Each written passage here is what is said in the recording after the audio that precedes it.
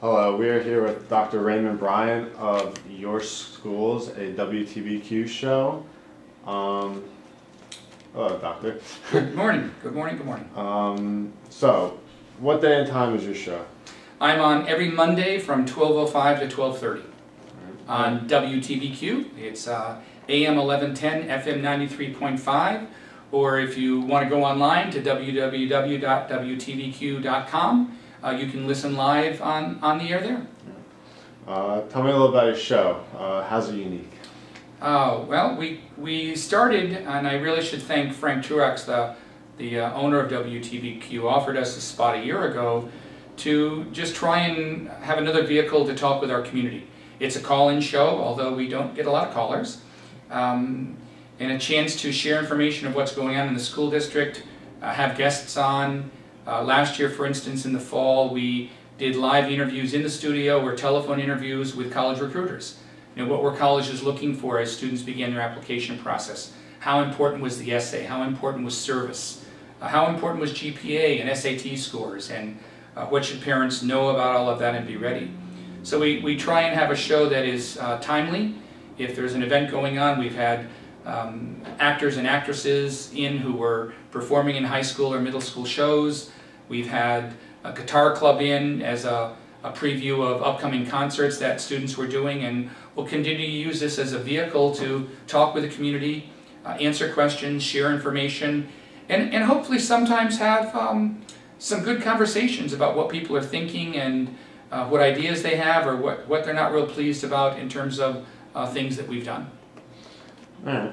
Tell me a little bit about your background. How did you get into the show?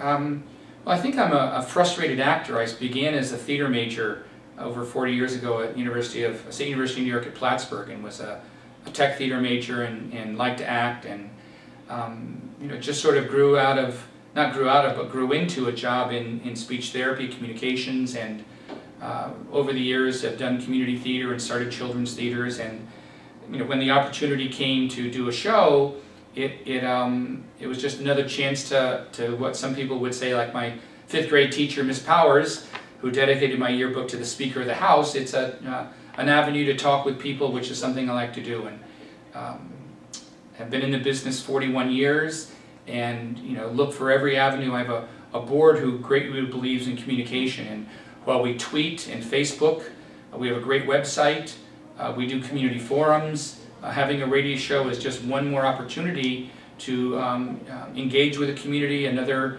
opportunity to talk with the community, and hopefully another way to inform the community. How do you typically prepare for your show? Well, I'm fortunate in a way that I get the school calendar out and I look at what's going on and what kinds of things are happening that the community would want to know about or get ready for. What's taken place at the board meeting, if there was a board meeting the week before. This year we had to close a school, and we spent a lot of time talking about budgets and school closure and how we develop a budget. So really use the school calendar so we can make the program as timely as it is to what's going on in the school year. Is it state assessment? Is it parent conference time? How do you get ready for a parent conference? What do you do when the report card comes home when you're not pleased with it?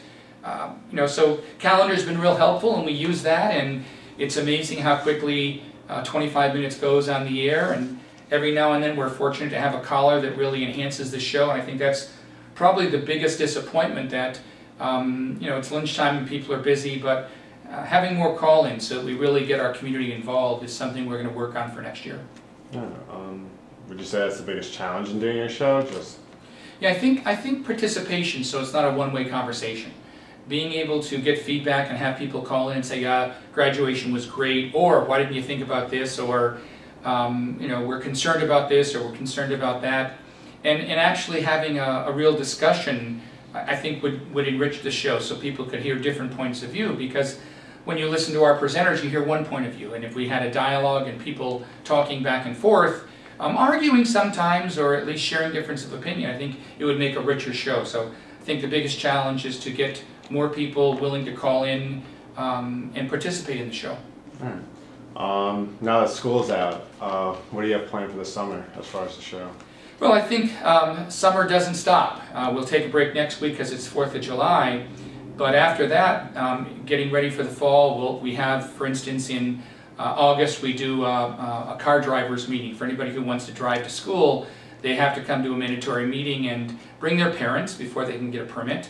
And they listen to presentations from insurance companies that talk and remind them about the rules of driving, and from our principal in terms of eligibility, because if you aren't academically eligible, you can't drive to school. It's one of the few little leverages we have. And so we'll be doing promotions about that, drinking and driving, texting and driving, trying to use that as a vehicle literally to inform our students and our parents.